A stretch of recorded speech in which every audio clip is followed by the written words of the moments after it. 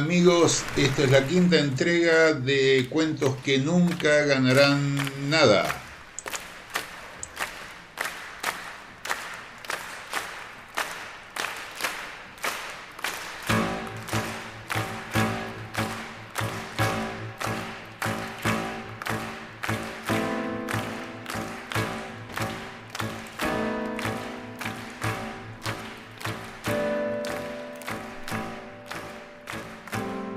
El presente se denomina Ciudad Gótica y Cristina.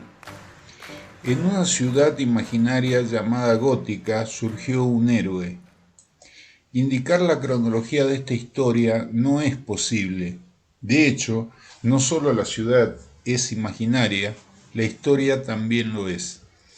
El héroe surge cuando niño, habiendo salido del cine junto a sus padres, la calle estaba atestada de autos y gentes, siendo dificultoso encontrar un taxi libre, por lo que el progenitor decide tomar una calle aledaña, la que resulta ser oscura, tenebrosa. La mujer se asusta haciéndose con fuerza del brazo del hombre, pero éste, en vez de volver sobre sus pasos, decide continuar. Fue previsible lo que ocurrió. Fueron atacados por un desahuciado y, en el intento de robar, mata a ambos padres delante del niño. El trauma psíquico del muchacho tendrá consecuencias, pero se carece de crónicas que nos indiquen los tratamientos. Lo que se sabe es que el mayordomo toma al niño a su cuidado y aparentemente queda también a cargo de las finanzas de la familia. De los negocios del padre poco se sabe, salvo que era un multimillonario. Pongamos nombres para poder guiar mejor el escrito. El niño se llama Bruno Díaz, su padre Tomás, su madre Marta. El mayordomo es un inglés de nombre Alfred. El niño, a medida, decide tomar una actitud activa que ayude a poner orden en la ciudad. Se esforzará, se dice íntimamente, a evitar que vuelva a ocurrir lo de sus padres. Por lo tanto, opta por la justicia. Una de las versiones de su vida indica que el muchacho se entrena obseso, convirtiéndose en un magnífico atleta, muy fuerte, poderoso y sumamente hábil. A sus habilidades naturales debe sumarse su genio y capacidad intelectual para crear artefactos, en un inicio mecánicos, luego, con el tiempo, electrónicos, informáticos, lo que lo complementan de manera absoluta a sus objetivos. Debajo de su mansión palacio, accidentalmente descubre una cueva donde anidan miles de murciélagos. La cueva, tan grande como la mansión, le sirve al joven Bruno para construir el lugar donde se instalará el héroe. Bruno Díaz construye un auto, un avión, una lancha, una moto, con tecnología que hasta allí no existía. Los vehículos se destacan por la velocidad, capacidad de maniobra y por un inmenso y sofisticado arsenal. A su vez, la cueva, que puede que tenga naturalmente divisiones, es de 3 pisos, computadoras de última generación, con caminos asfaltados, mecanismos eléctricos, no solo de luces sino de pistas giratorias y pantallas gigantes, ascensores, un laboratorio químico, etc. Doy estos indicios al lector a los fines de que piense: ¿cuánta gente necesitaría Bruno Díaz para poder construir semejante infraestructura? Las crónicas indican que todo fue construido por él y su mayordomo. De cualquier modo, cabe la pregunta: ¿cuánto tiempo les llevaría poder confeccionar todos los instrumentos, arma, tecnología y la cueva? Como sea, aproximadamente entre los 24 y 30 años, este muchacho decide utilizar un uniforme que provoque temor en quien lo viese, en particular sus futuros enemigos, eligiendo un disfraz de un hombre murciélago. En consecuencia, esta ciudad imaginaria tiene a un héroe que se denomina a sí mismo Batman. En los inicios, Batman está para combatir a maleantes comunes, ladrones de bancos, de casas, estafadores o personas que atacan en la calle a futuras víctimas. En cierto sentido, Este hombre murciélago intenta imponer justicia o por lo menos advertir, anticiparse a que no ocurra algo similar a lo que le ocurrió de niño. Con el tiempo, su enemigo se complejiza y pasa a ser el crimen organizado, la mafia. La mafia es derrotada por este personaje y sus habilidades.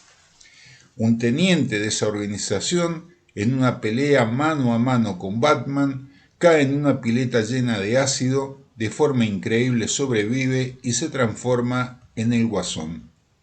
A partir de ahí, los enemigos de Batman pasan a tener cierto tipo de características carnavalescas, pictóricas, que salen de la media del delincuente común. Batman da un paso al costado dejando al crimen vulgar en manos de la policía de la ciudad, mientras él pasa a encargarse de maleantes extraños o con cierto tipo de habilidades que hacen que la justicia ordinaria no pueda hacer nada contra ellos. Los maleantes no dejan de ser humanos, algunos con mutaciones genéticas que le dan cierto tipo de poderío en términos de fuerza física. No hay extraterrestres. Entre los archienemigos hay dos mujeres. Una se hace llamar Hiedra Venenosa, tiene la capacidad de controlar todo lo que nace de la tierra. Ella viene a ser una representante del ecologismo, pero la manera de querer imponer el espacio verde es destruyendo la ciudad. En cierto aspecto, Hiedra Venenosa representa una especie de Pachamama, dueña de la tierra y de todo lo que ésta engendra. Puede pensarse como una versión de la madre de Batman invertida, en el sentido de que en vez de ser destruida, quiere destruir. Por otro lado está Gatúbela, una ladrona con muchas habilidades atléticas similares a las de Batman. Su disfraz, si se le sacase la cola y se le pusiese el signo del murciélago en el pecho, sería fácilmente identificada con lo que en una época se llamó Batimujer y que después quedó en Batichica. En cierto sentido, se la puede pensar como una versión opuesta de Batman, no solo por ser mujer, sino y además por representar una contramoral.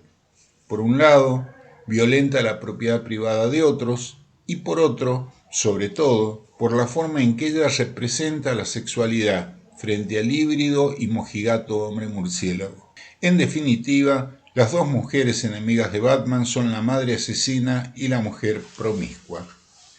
La forma en que Batman se desplaza dentro de la ciudad es lanzando un hilo de seda que se engancha como un boomerang en la punta y, al modo de las lianas de Tarzán, va de edificio en edificio buscando sus objetivos o persiguiendo a alguien.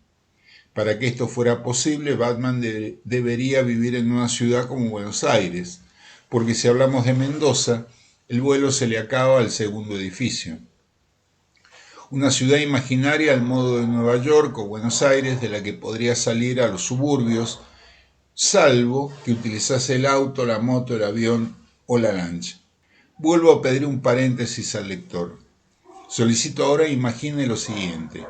En pleno centro de la ciudad de Mendoza, calle San Martín, inicio de la peatonal, o en pleno centro de la Cava, Florida y Lavalle, o Corrientes y 9 de Julio, hay un hombre disfrazado de murciélago. ¿Cuál sería la reacción de la gente? Si este hombre disfrazado de murciélago quisiera ser un héroe, debería ser reconocido, pero en las ciudades latinoamericanas, donde a veces una persona tirada en la calle, ya sea pidiendo limosna o simplemente desmayada de hambre, es ignorada por la mayoría de los transeúntes, ¿qué podría llamar la atención de un hombre disfrazado aparte de risas? Supongamos a los enemigos de este hombre disfrazados, quienes también portan disfraces. ¿Qué pensaría la gente? ¿Llegó el circo? ¿O es una función de dos artistas callejeros pidiendo dinero? En conclusión, un héroe disfrazado, encapuchado, no provocaría algo diferente a risas.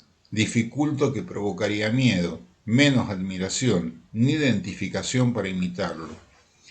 Lo curioso resulta que a partir del Guasón todos los personajes, la mayoría de ellos son sumamente inteligentes, conocen de tecnología, de nanotecnología, de química, de biología, de bioquímica, construyen armas muy sofisticadas, computadoras de última generación y elementos nocivos como tipos de sustancias tóxicas, Y la mayor curiosidad está en que, con la excepción del Guasón y el Capitán Frío, todos los demás son delincuentes que invierten millonadas de dinero para robar bancos o información financiera.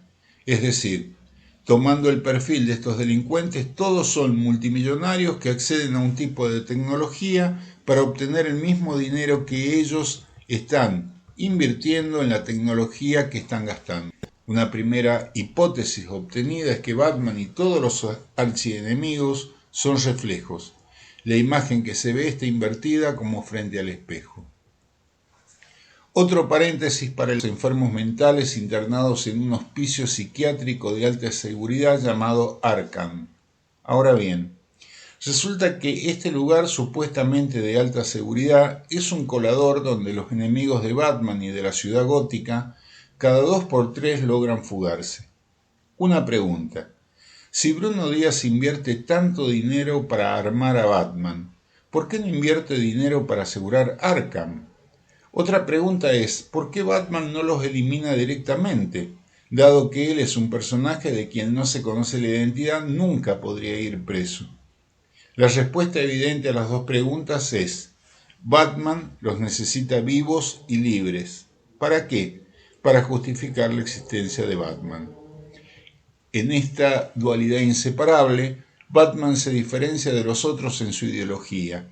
Él es quien defiende a la propiedad privada y todo aquello que implica al sistema capitalista, al status quo, al establishment, a las clases sociales altas, pares de Bruno Díaz. Es decir, Batman necesita de los enemigos que atacan, como alguna vez fue a sus padres, repitiendo aquella escena, defendiendo a las víctimas y batiendo a los enemigos. Batman toma categoría de lo bueno y los demás son la maldad. La explotación, el hambre, la miseria, epidemias, desastres naturales, políticos corruptos, jueces comprados, huelgas, no se contempla en Ciudad Gótica, seguramente por culpa de Cristina. El bien se instala en ser dueño de algo y el mal en aquello que pretende apropiarse de ello. Si el sistema fuera otro, donde la propiedad fuera colectiva, posiblemente el Pingüino, el Acertijo, Gatúbela y los otros serían los buenos luchando contra un Batman pretencioso de división de clases, diferencias salariales, dueños de la propiedad, explotadores, etc. Entonces, una interpretación posible es que la existencia de Batman es la prolongación de la escena que Bruno Díaz vivió desde niño, donde Batman pasa a ser el justiciero que detiene el robo y homicidio a sus padres y a todos aquellos que estos, Marta y Tomás, representan. En el neuropsiquiátrico José Borda, en Buenos Aires, hubo un paciente de nombre Peto Sergio Manas. Él solía firmar con Peto S. Manas. El calambur permite escuchar semanas, las semanas. Este paciente estuvo confinado en alta seguridad con un diagnóstico de esquizofrenia de personalidades múltiples, una enfermedad mental excepcional nunca visto, al menos en Argentina. Durante 20 años este paciente fue atendido por un supuesto médico psiquiatra de apellido Cane. Los enfermeros cuentan que este señor tomaba crónicas literales de las narraciones que hacía el paciente, donde a veces era un maleante con características particulares y a veces era el vigilante que atrapaba a los maleantes. Bob Kane no hacía más que robar la ingeniería o la imaginería de este paciente, aprovechándose de sus delirios para hacer la historieta de Batman. Creo que ha llegado la hora de presentarme. Mi nombre es Clark Kent, soy periodista investigador. En una época trabajé en el diario de papel llamado Planeta. Actualmente en un diario digital llamado Tierra. Mi función como periodista investigador es de construir relatos acuñados en la sociedad y en la cultura, le guste o no a Cristina. Bueno, espero que les haya gustado, muchas gracias y hasta la próxima.